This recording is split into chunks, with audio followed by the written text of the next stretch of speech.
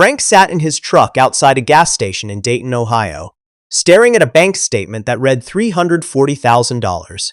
He was 58, and for the first time in his life, he had no idea if that number was enough to retire on. Then his brother-in-law said something on the phone that turned his whole plan upside down. "You don't need $1 million, Frank. You need 300,000 more, and here's exactly why." That single sentence changed how Frank saw every dollar he had saved. "So tell me, how close are you to your number? Even a guess is fine, just drop it below." Frank had done everything the magazines told him to do. He maxed out his 401k most years. He avoided credit card debt. He drove the same Silverado for 11 years because a new truck felt like throwing money away. And still, sitting in that parking lot, he felt like a man who had built a house without ever checking the blueprint. His brother-in-law, a retired school principal named Walt, had just explained something called the $100,000 rule, and it made Frank feel both relieved and a little sick to his stomach at the same time. Relieved because it finally gave him a number he could actually understand. Sick because he realized he had spent 3 decades saving without ever knowing what he was saving toward. Here's what Walt told him, and it's simpler than anything Frank had read in 20 years of finance articles. For roughly every $100,000 you have saved by the time you retire, you can safely pull out about $4,000 a year for the rest of your life, without running the account dry. That works out to a little over $300 a month for every $100,000 you've got sitting in your accounts. It's not a law of physics. It's a rule built on decades of market history, the kind pension funds and financial planners have used for years to figure out safe withdrawal rates. But for a regular guy like Frank, it did something no spreadsheet ever had.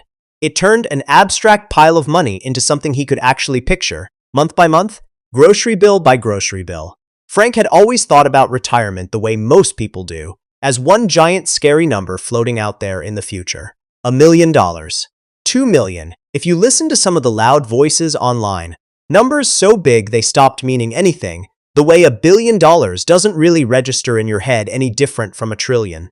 But Walt broke it into blocks. Each 100,000 was its own brick. 3 bricks meant roughly $900 a month for life. 6 bricks meant close to $1,800.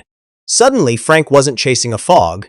He was stacking bricks he could count on his fingers. That night, Frank sat at his kitchen table with a legal pad and did the math on his own savings.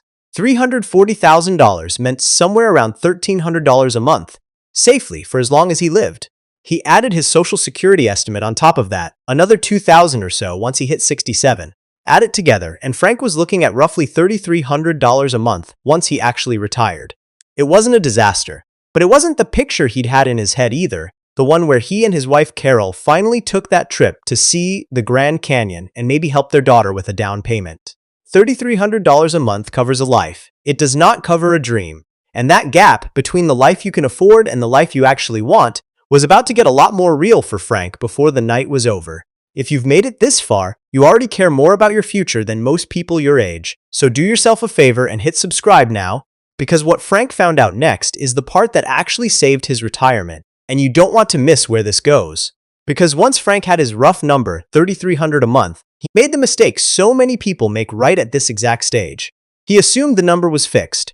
He assumed the only way to feel better about it was to work 5 more years and hope the market cooperated. Carol wasn't ready to hear that. She had already mentally packed her bags for that Grand Canyon trip. So Frank went digging deeper into what Walt had told him, and that's when the rule showed him something most people never bother to calculate. The $100,000 rule doesn't just tell you what your savings will pay out. It tells you, in reverse, exactly how much you need to save for the specific life you actually want, instead of some generic number a magazine cover picked for you. Most people hear you need $1 million to retire, and they panic because that number was never built for their life. It was built for an average that doesn't exist. Frank didn't need $1 million. He needed to know what his life actually cost, then work backward using $100,000 bricks until the math matched the life. Carol wanted $4,500 a month once they retired, enough to cover the house, a little travel, and help for their daughter without stress hanging over every purchase. Frank ran the numbers again. $4,500 a month, minus the roughly $2,000 from Social Security, left $2,500 a month that had to come from savings.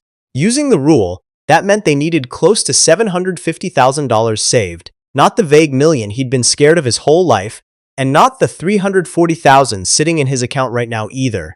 The real number sat right in the middle, close enough to touch, far enough to demand a plan. For the first time, Frank wasn't afraid of retirement. He was annoyed at himself for not doing this math 10 years earlier. But annoyance, it turns out, is a much more useful feeling than fear because fear makes you freeze, and annoyance makes you move. That gap, $410,000 between where Frank stood and where he needed to be, is exactly the kind of number that ends most people's plans before they even start. Most 58-year-olds see a gap that size and quietly give up, telling themselves they'll just work until they physically can't anymore. Frank almost did the same thing. What stopped him was one more thing Walt said on the phone, almost as an afterthought, that turned out to matter more than everything before it. Walt told him the rule works both directions, and most people only ever use it one way. They use it to figure out what they need. They almost never use it to figure out how fast they can actually close the gap they're staring at. Frank had 8 years left before he wanted to retire. 8 years and $410,000 to find. On paper, that sounds impossible on a maintenance supervisor's salary. But Walt walked him through the order that actually matters. The order almost nobody explains clearly, and it's the reason Frank's story turned out the way it did. The first move wasn't about earning more. It was about the catch-up rules the government quietly built for people exactly Frank's age. Once you turn 50, you're allowed to put more into your 401k and IRA than younger workers can, well above the normal limits. Frank had heard the term catch-up contributions before, but always assumed it was for people already sitting on huge balances, some kind of bonus for the wealthy. It's the opposite. It exists specifically for people like Frank, people who spent their 30s and 40s raising kids and paying mortgages instead of maxing out retirement accounts. By simply redirecting money he was already spending on things Carol and Frank agreed they didn't really need, that unused truck payment fund, a streaming bundle they barely watched, a gym membership neither of them used since March, Frank found almost $800 extra a month he could push into catch-up contributions. On its own, that doesn't sound like much. But stretched across 8 years, growing the way retirement money grows when you leave it alone, that alone closed nearly $90,000 of the gap. The second move was the one that actually surprised Frank the most, because it had nothing to do with saving harder and everything to do with thinking differently about the years right before retirement.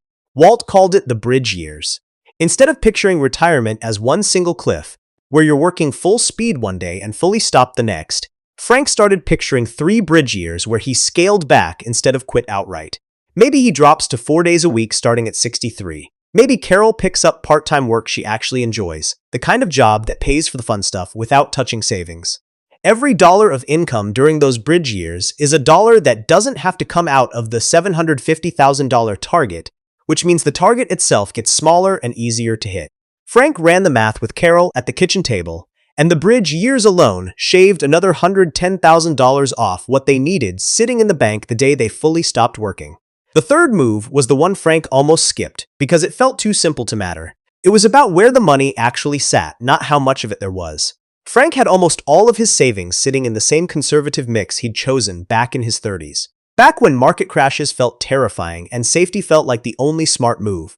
But at 58, with 8 years still ahead of him before he needed to touch the money, and honestly another 20 or 30 years after that, where the money would keep growing while he spent it slowly, being too conservative was quietly costing him growth he desperately needed.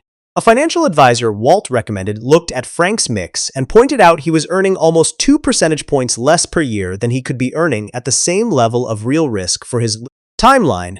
2 percentage points sounds tiny sitting on a page.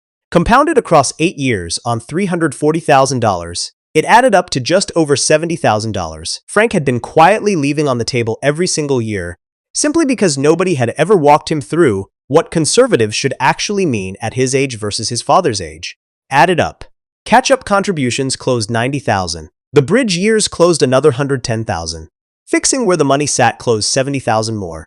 That's $270,000 of a $410,000 gap, gone, not from some miracle stock pick or a lucky inheritance, but from 3 specific boring, learnable moves that took Frank 1 weekend to understand and 8 years to carry out.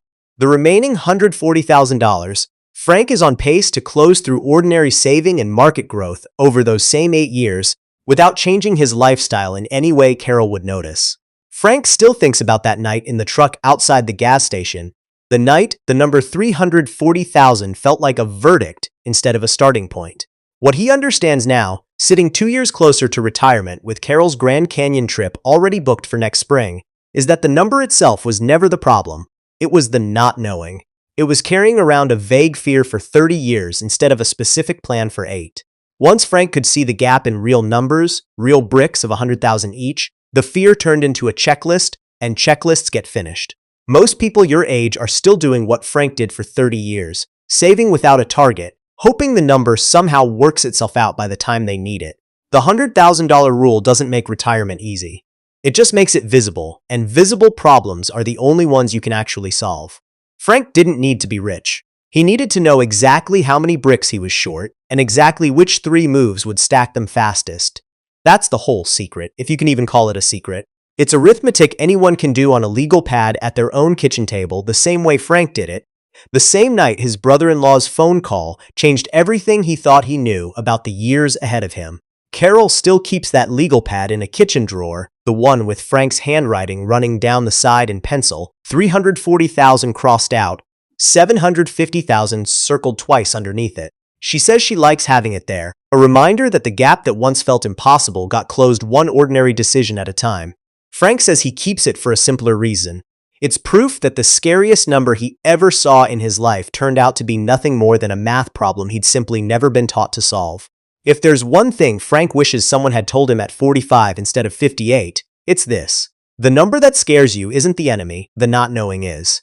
Take 20 minutes this week, do what Frank did on that legal pad, and find out exactly how many bricks stand between you and the retirement you actually want, because the version of you sitting in that parking lot 10 years from now deserves to already know the answer. And if you're wondering exactly which order to make those moves in for your own age and your own number, that's exactly what the next video walks you through, step by step.